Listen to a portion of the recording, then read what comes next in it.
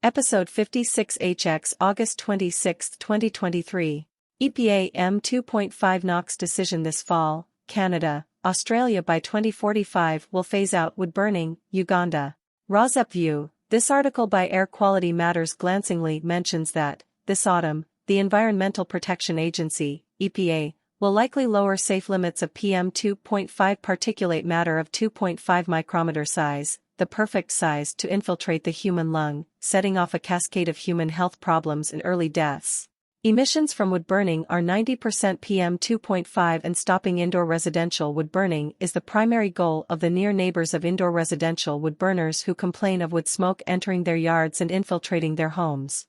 So this article gives the good news that the EPA is further along in its reconsideration of the particulate matter NAAQS than reconsideration of ozone pollution, with a final decision, by the EPA, expected this fall. The arguments the article goes on to state for reconsidering ozone pollution limits quickly, could as easily be applied to reconsidering PM2.5 pollution limits by this autumn. 1. This past June, 18 independent experts on the Clean Air Scientific Advisory Committee, CASAC, who reviewed the existing PM2.5 NAAQS, should have concluded that the scientific evidence unequivocally demonstrates that the current PM2.5 standards are not protective of public health and public welfare. 2. The Clean Air Act demands the EPA strengthen protections. 3. The consequences of inaction on PM2.5 are clear: more asthma attacks, increased respiratory illnesses, and harm to vulnerable communities. 4. With clear recommendations by WEJAC and by EPA's own Clean Air Scientific Advisory Committee, the Biden administration should follow the science and prioritize the health and well-being of our communities. 5. Since 2008, the EPA has scorned the clear science and the law and refused to set a separate standard to protect the environment. 6. It is shameful that the EPA has now locked into an unprotective, unjustifiable approach. 7. The science tells us we are long overdue. 8. PM2.5 pollution, a byproduct of wood-burning emissions, causes severe health harms, like lung cancer, asthma attacks, and antibiotic resistance, and has been linked to premature deaths. United States, Environmental Protection Agency, EPA. EPA again abruptly ends weak ozone standards reconsideration. Air Quality Matters. Air Quality Matters Science Blog. The EPA is further along in its reconsideration of the particulate matter NAAQS, with a final decision expected this fall. United States, Environmental Protection Agency, EPA. EPA again abruptly ends weak ozone standards reconsideration. August 25, 2023. Asmagi, New York. Washington, D.C. Excerpts edited by ROSUP for brevity and clarity and relationship to residents against wood smoke emission particulates. This article is edited into the EPA's 1. NAAQS PM2.5 standards and then 2. NAAQS ozone standards. The EPA is further along in its reconsideration of the particulate matter NAAQS, with a final decision expected this fall. Communities, health, and environmental groups will be watching. Source: EPA pulls plug on smog standards reevaluation, provoking outcry. August 21, 2023. Earth Justice press release. Above and corresponding, connected homepage featured images. Dr. Edwin P. Ewing, Jr., Centers for Disease Control and Prevention. ROSUP View. This article is mainly about how the EPA may delay lowering ozone standards until the late 2020s. EPA NAAQS ozone standards. This past June, 18 independent experts on the Clean Air Scientific Advisory Committee, CASAC, reviewed the existing ozone NAAQS, and all, except one, concluded that the scientific evidence unequivocally demonstrates that the current primary and secondary standards are not protective of public health and public welfare. The Clean Air Act demands the EPA strengthen protections. The impact of industrial emissions on air pollution level. Environmental protection. Environmental protection. Environmental protection is a company, not the Environmental Protection Agency. Particulate matter, which are fine particles referred to as PM10 and PM2.5, are linked to respiratory and cardiovascular diseases. The impact of industrial emissions on air pollution level. Industrial emissions significantly impact air quality, contributing to health issues and environmental problems like acid rain and climate change. August 25, 2023. Excerpts edited by ROSUP for brevity and clarity and relationship to residents against wood smoke emission particulates. The manufacturing industry is a significant contributor to global air pollution. These emissions can cause environmental degradation, generate strong odors, and contribute to air pollution, which affects the well-being and safety of plant personnel and nearby neighbors. The World Health Organization, WHO, identifies a list of classic air pollutants prevalent in industrialized countries, including particulate matter, PM. Particulate matter, which are fine particles referred to as PM10 and PM2.5, are linked to respiratory and cardiovascular diseases, as well as decreased visibility and regional haze. Industrial air pollution has significant regional and global impacts, affecting both human health and the environment.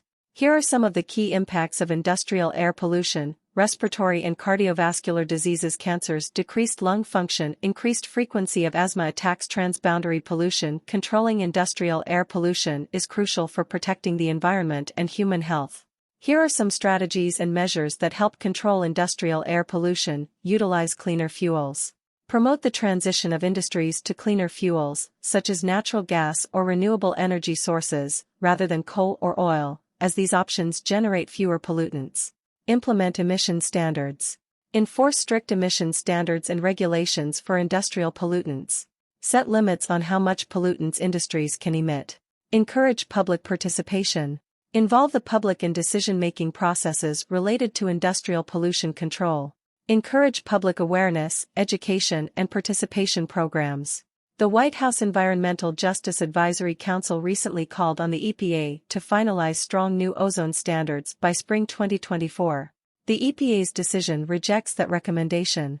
And the EPA's ozone NAAQS reviews routinely lag, meaning that, unless the EPA devotes to this issue the attention it deserves, overburdened communities will likely have to wait until, at earliest, the late 2020s before they could get the needed, overdue protections. In the meantime, children, people with asthma, and older adults who are most sensitive to smog will continue to suffer serious health harms.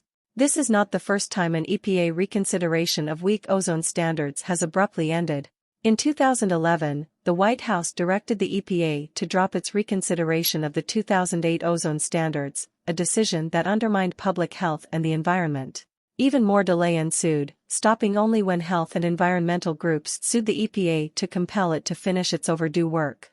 And even with the extra time, in 2015, the EPA once again set an environmental standard that failed to stand up in court.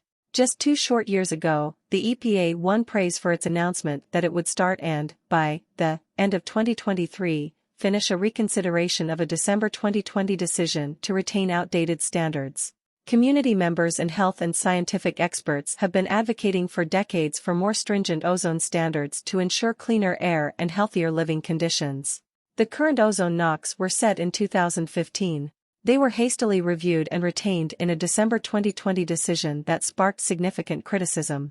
Because it abandoned its reconsideration process, the EPA is now legally obligated to complete a full review of the ozone standards by December 23, 2025. United States. Georgia, Atlanta. Heat advisory, air quality alert issued for Metro Atlanta patch. Air quality alerts are triggered by a number of factors, including the detection of fine particle pollution known as PM2.5, which can irritate. United States, Environmental Protection Agency, EPA. Louisiana, Lafayette. State of emergency declared in Gaydon, KATC. The order, which became effective Friday morning at 9 a.m., forbids open burning of any kind using conventional fuel such as wood or other. Michigan. EGLE adds air quality data to web page. State of Michigan. EGLE's meteorologists call air quality action days when air quality may be harmful due to high levels of ozone and or PM2.5, particulate matter. EGLE adds air quality data to web page. August 25, 2023. The Michigan Department of Environment, Great Lakes, and Energy's EGLE Air Quality Division is adding up-to-date information related to the number and type of air quality alerts to its Learn About Air Quality webpage under How's My Air Quality? Some calendar days had both ozone and PM2.5 alerts. Excerpts edited by Rozep for brevity and clarity and relationship to residents against wood smoke emission particulates. EGLE's meteorologists call air quality action days when air quality may be harmful due to high levels of ozone and or PM2.5, particulate matter. Some calendar days may have high levels of only one pollutant, but there are times when both pollutants are high at the same time. If additional alerts are called, they will be added to the page. Information on 2023 Air Quality Action Days joins other important pieces of information like how to check your air quality and how to protect yourself during wildfire smoke events. Other links on the page include Your Health and Wildfire Smoke, Real-Time Air Quality Information, EPA's AirNow Air Quality Index, Past Air Quality Action Days, Interactive Air Monitoring Map, forecasting when weather conditions may create situations where air pollutants can impact the public, especially sensitive groups, like people with breathing difficulties, children and the elderly, is so important. The best way to stay informed is to know your AQI and sign up for notifications of Air Quality Action Days, said Stephanie Hengesbach, Air Quality Division meteorologist. Check your air quality at airnow.gov to stay informed and sign up for alerts at enviroflash.info/signup.cfm. New Mexico, Albuquerque. New research shows alarming impact of wildfire smoke on the brain, KOB.com. COB4. UNM researchers used wood smoke from pinyon, the New Mexico state tree. They exposed mice for 2 weeks, mimicking how people would be exposed. New research shows alarming impact of wildfire smoke on the brain. KOB August 24, 2023. Albuquerque, New Mexico. New research shows breathing in wildfire smoke can damage our brains. University of New Mexico researchers said they have found a troubling link, and it may reveal serious consequences for people in New Mexico. Excerpts edited by Rozep for brevity and clarity and relationship to residents against wood smoke emission particulates. We've been studying how wildfire smoke can impact how the brain works, said a University of New Mexico, UNM, researcher who is also a co-director of the UNM Clinical and Translational Science Center. He said to his knowledge, this is the first research that shows this strong link between wildfire smoke and inflammation in the brain. We see not only a clear signal that the brain has this inflammatory outcome, but that it lasts for a long time, he said. The long duration could mean 2 to 4 weeks after a person is no longer breathing in smoke, a surprising conclusion which Campan said is alarming. It would mean a greater impact on the brain, on many different functions, short and long term, including learning, memory, and cognitive decline. Our mood, how positive or negative our feelings are, our levels of anxiety, and then, of course, we worry about long-term disease like dementia or Alzheimer's. He said these are some of the same symptoms as a brain injury. In small towns, like Las Vegas, New Mexico, which dealt with smoke for weeks from the destructive Calf Canyon Hermit's Peak fire 2 years ago, tens of thousands of people were exposed to these kinds of levels of smoke. He said millions of Americans each year are exposed to this amount of smoke. New York City. ED visits for asthma increase in New York City during Canadian wildfires. Helio. Particulate matter pollution at the 2.5 micrograms per cubic meter scale, PM2.5, counts peaked in New York City on June 7, greatly exceeding daily ambient air quality. Canadian wildfire smoke led to a slight increase in ED visits for asthma in New York City in June compared with days with high pollen counts, according to a study published in the American Journal of Respiratory and Critical Care Medicine. Canada, Northwest Territories. Crews in NWT expect extreme fire activity on Friday, CBC News. CBC. A smoke plume from the massive wildfire burning near Fort Smith, NWT, and Fort Fitzgerald, Alta, Wood Buffalo National Park/Facebook. News Canada North. New random story. Hay River, NWT at threat as weather conditions form a recipe for extreme fire behavior. CBC News Friday, August 25, 2023. Officials have said they're expecting similar conditions to when a wildfire burned through Enterprise. On August 24, 202 smoke plume from the massive wildfire burning near Fort Smith, Northwest Territories and Fort Fitzgerald, Alberta. The Northwest Territories. Government says Hay River is at threat as weather conditions over the weekend are expected to be a recipe for extreme fire behavior. In a statement sent around on Friday, Northwest Territories fire forecasted temperatures reaching 30 C and south-southwest winds gusting as high as 50 km per hour at night. The conditions were described as serious challenges to firefighting efforts. Similar conditions led to a wildfire that tore through the community of Enterprise 2 weeks ago. Excerpts edited by Rozep for brevity and clarity and relationship to residents against wood smoke emission particulates. The fire is burning about 8 kilometers south of Hay River. Without the protection that is now in place and fire personnel, the fire would travel at 5 to 6 kilometers per hour, reads a Friday afternoon update from the town of Hay River. The next 3 days will have an elevated fire risk. Friday will be crucial for NWT fires with strong winds, hot temperatures in the forecast. Northwest Territories Fire Information Officer lays out the territory's wildfire outlook for Friday.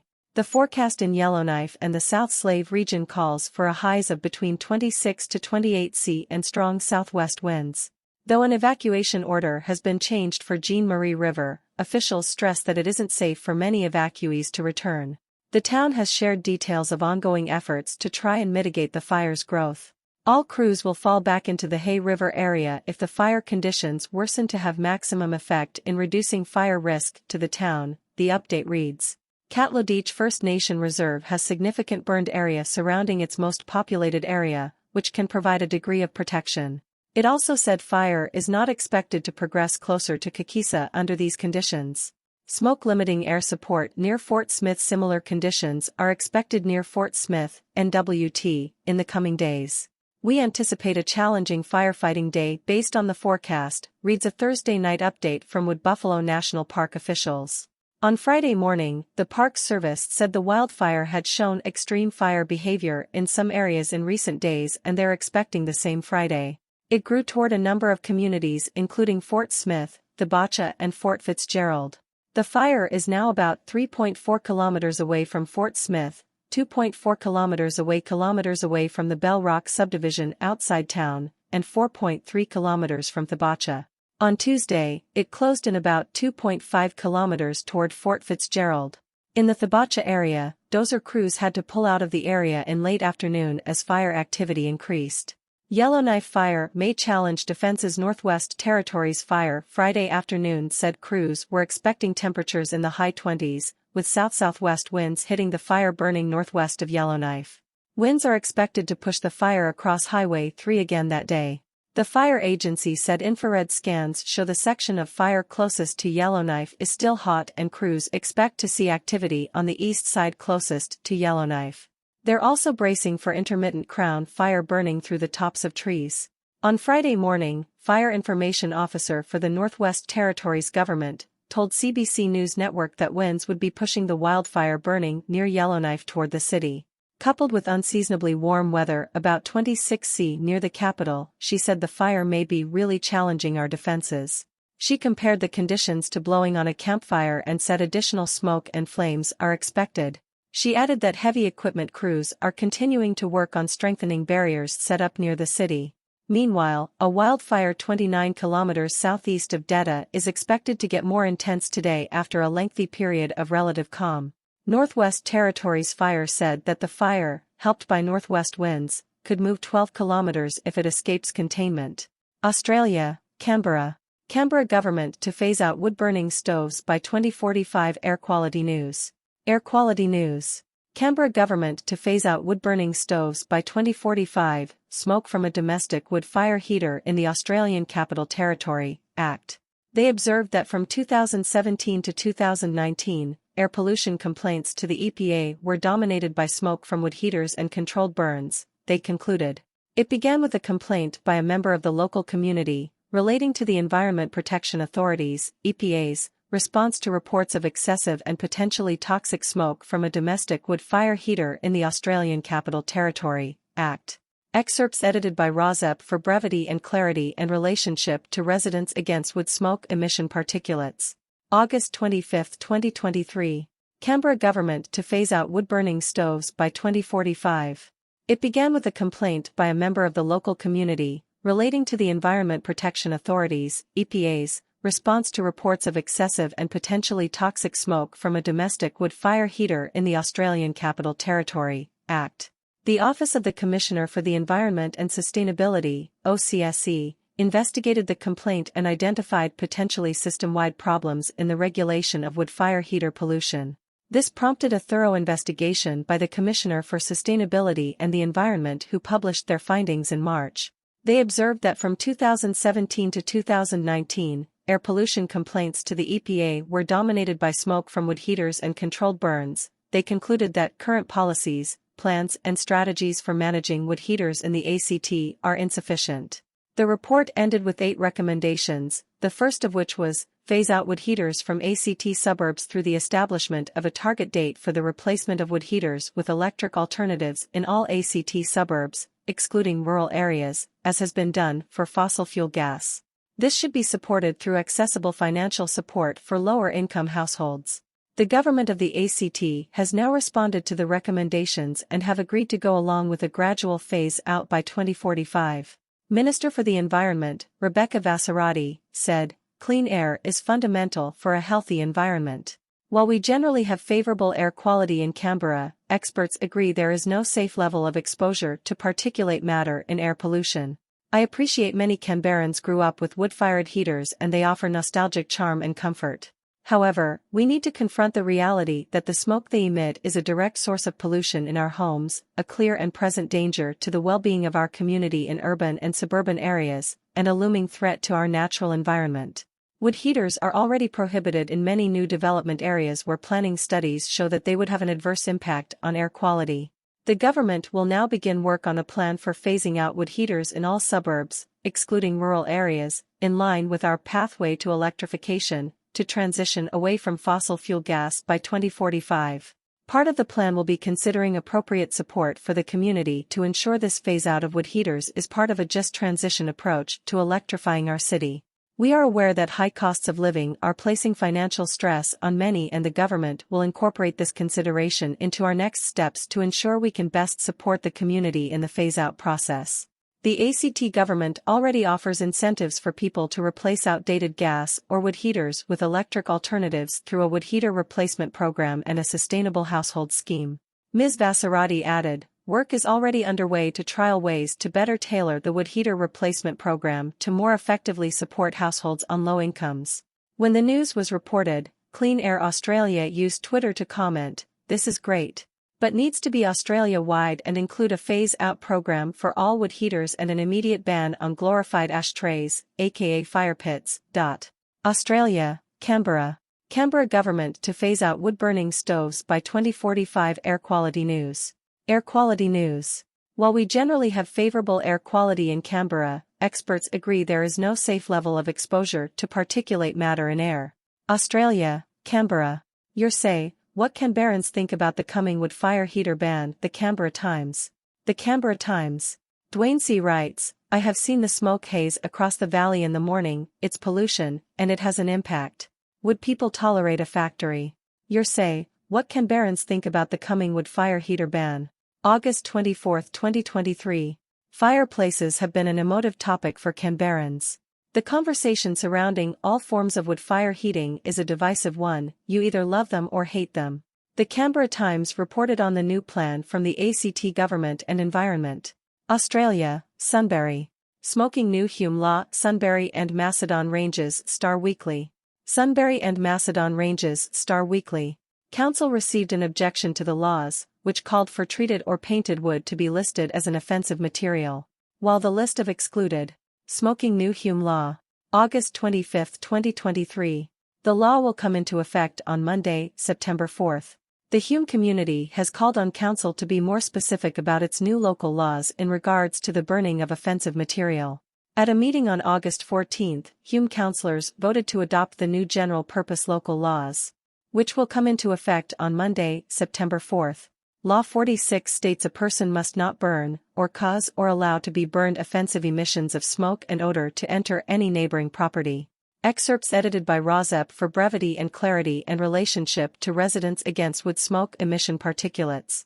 Also, a person must not place or use an incinerator, light or cause or allow to be lit a fire in the open air on any land less than 4,000 square meters without a permit.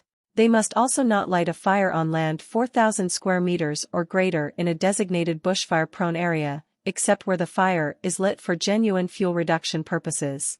Council received an objection to the laws, which called for treated or painted wood to be listed as an offensive material. While the list of excluded items is not specifically limited to the items listed in the laws, not listing items that are a known problem fails to address this current issue in the community, the objector said.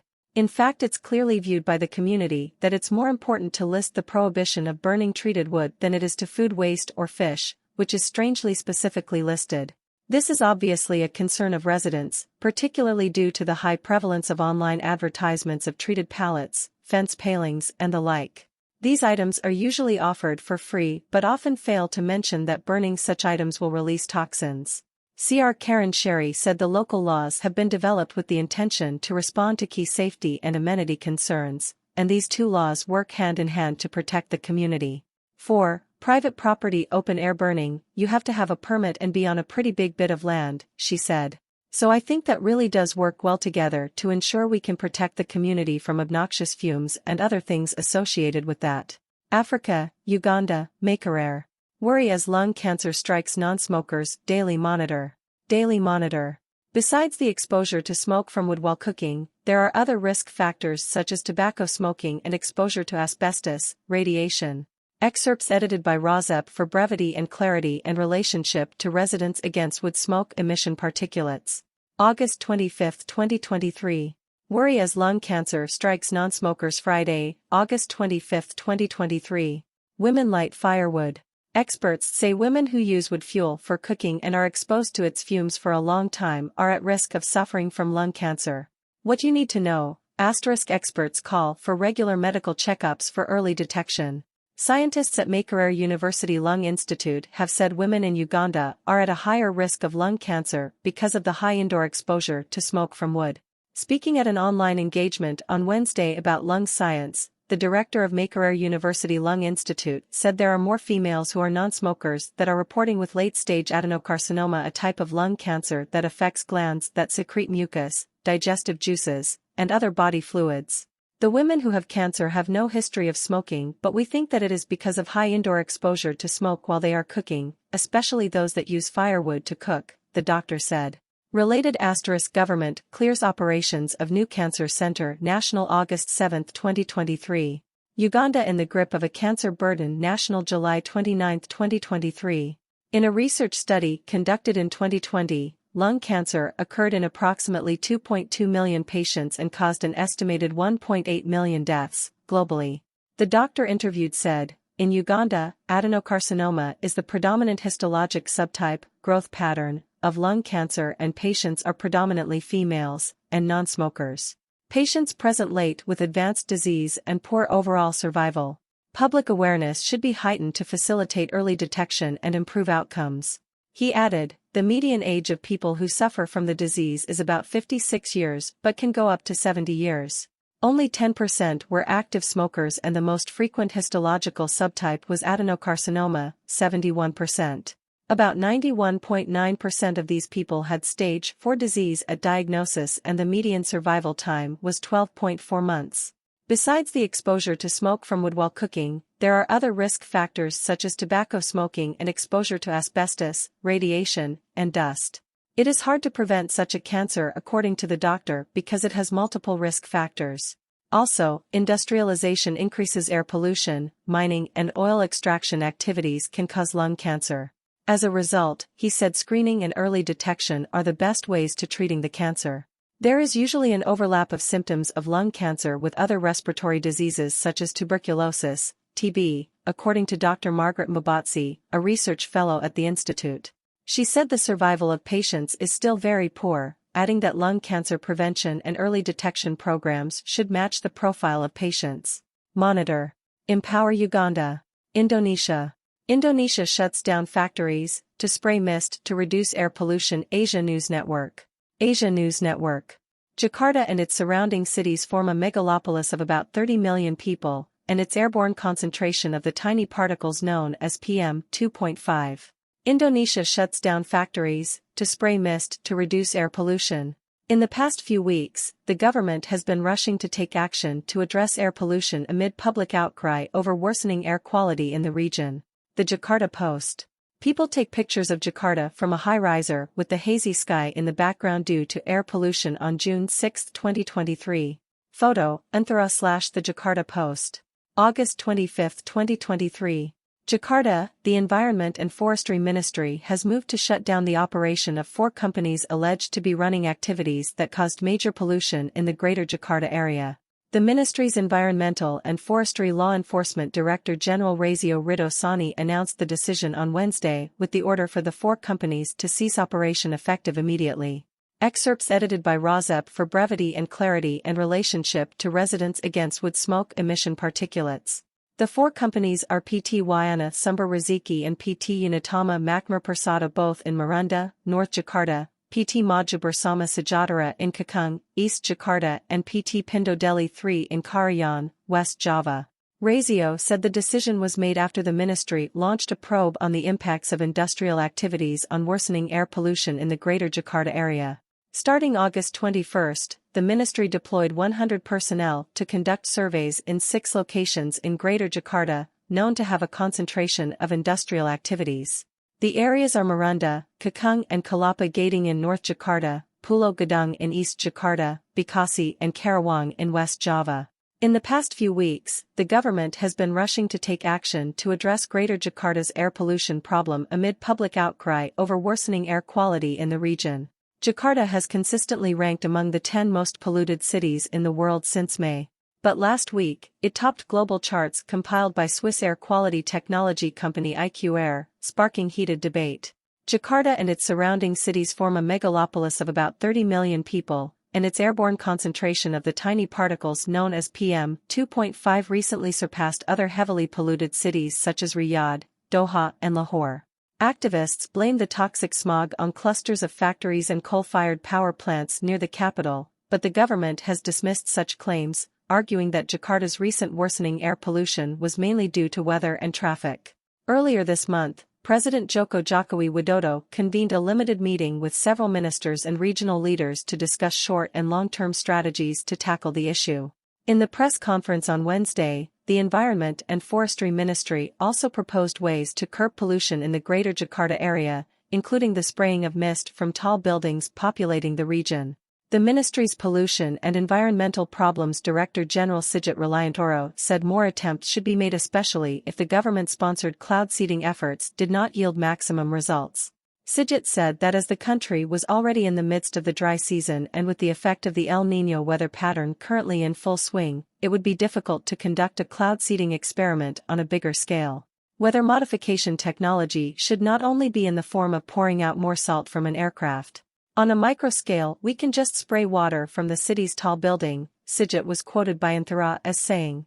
Sigit said the ministry was currently making a list of buildings that could be suitable for this attempt. The ministry would also enlist state-owned oil and gas firm PT Pertamina to execute the plan on the ground, given the company's experience in using the same method to fireproof their fuel storage facilities. Indonesia, Jakarta. Razep view, work from home as a way, or gimmick according to this article, to cut PM2.5 air pollution. Did not PM2.5 air pollution in Jakarta, Indonesia. The basis for this conclusion is that analysis of the data shows that there was no detectable drop in air pollution levels during COVID-19 lockdowns. Another piece of evidence revealing that commuting and driving are not major contributors to Jakarta's air pollution is that Jakarta's congestion falls by an average of 45% from Saturday to Sunday, but PM2.5 pollution levels only fall by 4%. On weekends, coal-burning power plants contribute much more to PM2.5 pollution than traffic. Indonesia, Jakarta. Work from home, WFH, and other gimmicks cannot clear Jakarta's air. Center for Research on Energy and Clean Air, CREA. During individual days, the contribution of coal power varied from 5% to 31% of the PM2.5 pollution. Persistent high air pollution levels in work from home, WFH, and other gimmicks cannot clear Jakarta's air. August 25, 2023. For blue skies, tackle all major sources of pollution. Summary. CREA's analysis of Jakarta air pollution data between 2020 to 2023 highlights that the city's high air pollution levels are a result of emissions from several key emitting sectors: power plants, industry, transportation, and open burning. The air pollution is a mix of local emissions taking place within the city, and long-range transportation of pollutants from neighboring provinces. This means that Jakarta needs a regional action plan tackling all major emitting sectors, not a gimmick targeted at a very small part of the problem. Excerpts edited by Rozep for brevity and clarity and relationship to residents against wood smoke emission particulates. Korea compared air pollution levels during the years when commuting and driving were down dramatically due to COVID-19. This result might be counterintuitive, but it can be explained by a few factors. Transportation is far from being the only source of Jakarta's air pollution. Furthermore, transport includes trucks, buses and other vehicles not affected much by work from home, WFH, policy or weekend patterns. Much of the transport sector emissions affecting Jakarta are coming from outside of the city, have traveled long distances due to meteorological conditions and remain airborne for long periods of time. Excessive focus on local use of private vehicles and two-wheelers in Jakarta appears to be a way for the Ministry of Environment and Forestry, MOEF, to distract attention from its failure to tackle the major sources of pollution systematically at the regional level. A detailed modeling exercise covering the period of July to August 2023 shows that hourly air pollution levels were correlated with plumes of different coal power plants reaching Jakarta, clearly showing the contribution of the power sector and the corresponding emissions taking place outside the Jakarta metropolitan area, Jabodetabek, to the pollution levels within Jakarta. During individual days, the contribution of coal power varied from 5% to 31% of the PM2.5 pollution. Persistent high air pollution levels in Jabodetabek. Jakarta's air pollution has reached some of the highest levels in recent weeks. The PM2.5 trend over the past 5 years shows a repeating pattern of high pollution periods, from May to September. As shown in Figure 1 below, levels varied significantly, with values around 35 μg/m3, which would be considered unhealthy for sensitive groups, and even beyond 50 μg/m3, unhealthy for the general public's health. Rozep's editor makes a succinct argument, below. Please copy and paste into your own email to 13 Assistant Attorney Generals and to Dr. Jean Marazzo, the new Director of NIAID, succeeding Dr. Anthony Fauci, Dr. Hugh Auchincloss of NIH and Dr. Lawrence Tabak, Director of NIH. Dear Assistant Attorney General, attached is a letter I sent to National Institute of Allergy and Infectious Diseases, NIAID, Director Dr. Jean Marazzo, former acting NIAID Director Dr. Hugh Auchincloss and National Institutes of Health, NIH, Director Dr. Lawrence Tabak regarding regulation and potential shutdown of PM2.5 polluting indoor residential wood burners. The letter asks Dr. Jean Marazzo to apply a parallel track in 2023 to indoor residential wood burning pollution, allowing a parallel track of both EPA wood stove certification, which is known to be ineffective in controlling PM2.5 pollution, which is known to cause antibiotic resistance, which makes pandemics of infectious disease more likely and uncontrollable, alongside a complaint-based system based on Purple Air PM2.5 monitor data from the yards of near neighbors of indoor residential wood burners. Dr. Anthony Fauci, Dr. Jean Marazzo's predecessor at NIAID, in 1989, allowed a parallel track of both Food and Drug Administration, FDA, use of AZT following clinical trials rules of use of that one AIDS drug which had a side effect of blindness, alongside allowing use of a second drug during a clinical trial, ganciclovir, which cured the blindness that was a side effect of AZT. I previously sent you a letter asking for you to include in your suit against the EPA, a suit that will commence if the EPA does not reply by August 24, 2023, and ask for a complaint-based system of regulating indoor residential wood burning, using data from Purple Air PM2.5 monitors in the yards of near neighbors who complain of PM2.5 from hyperlocalized indoor residential wood burners, even and especially those indoor residential wood burners which are already ineffectually certified by the EPA, that violate the EPA's own National Ambient Air Quality Standards, NAAQS, emission limits of 35 micrograms per cubic meter in a 24-hour period. Currently, if a near neighbor's complaint is made to a local health department, a complaint using federal NAAQS exceedance data is not considered as a basis for a complaint against neighboring indoor residential wood burning, nor a basis for shutting down the wood burning appliance if the indoor residential wood stove is federally EPA certified. Lawsuits for nuisance are expensive and beyond the means of the average American, and not considered precedents in courts, generally. Contacting state agencies or other means of shutting down polluting wood stove use affecting the health and lives of near neighbors are not effective because decisions made by the EPA affect the decisions of state agencies.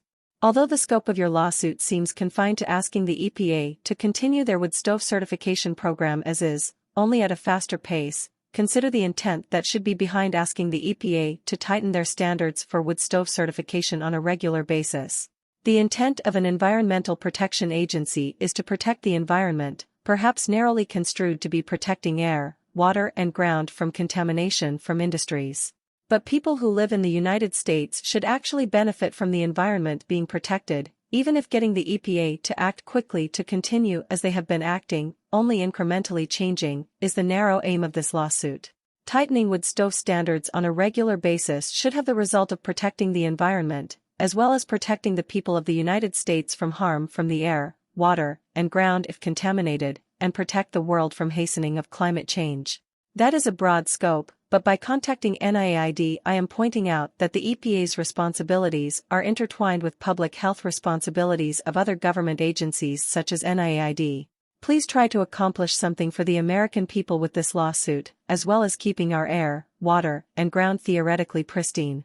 As a state administrator, you may think that, taking a narrow focus, I am not your constituent, but by commencing to sue a federal agency, you are representing me as a citizen of the United States and as your constituent. Thank you. Sent to Cody.Doig@alaska.gov Alaska Senior Assistant Attorney General Cody Doig. Jason.James@ilag.gov Illinois Assistant Attorney General Jason James.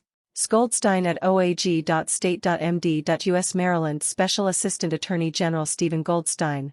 Turner.Smith@mass.gov Massachusetts Assistant Attorney General Turner Smith. Peter.Serdo@ag.state.mn.us Minnesota Special Assistant Attorney General Peter Serdo. Lisa.Morelli@law.njoag.gov New Jersey Deputy Attorney General Lisa Morelli. Nicholas.Batino@ag.newyork.gov New York Assistant Attorney General Nicholas Batino. Paul.Garahan@doj.state.or.us Oregon Attorney in Charge Paul Garahan. Steve.Novick@doj.state.or.us Oregon Special Assistant Attorney General Steve Novick. Nick.Persompieri@vermont.gov Vermont Assistant Attorney General Nick Persompieri.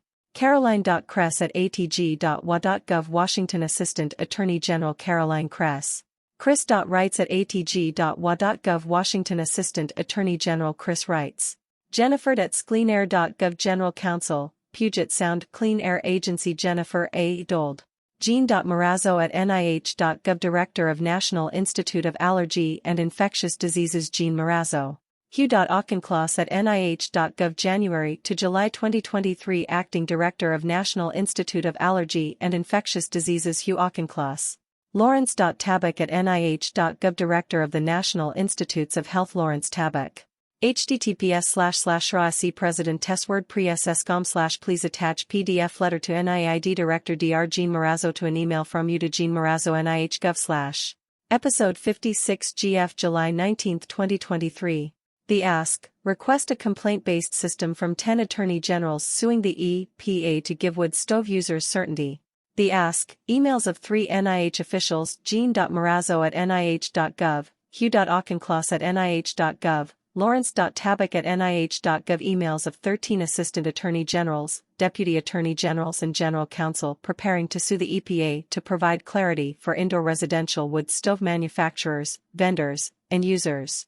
Instead, the Assistant Attorneys General should ask for a PM2.5 pollution complaint-based system in place of the failed wood stove certification program.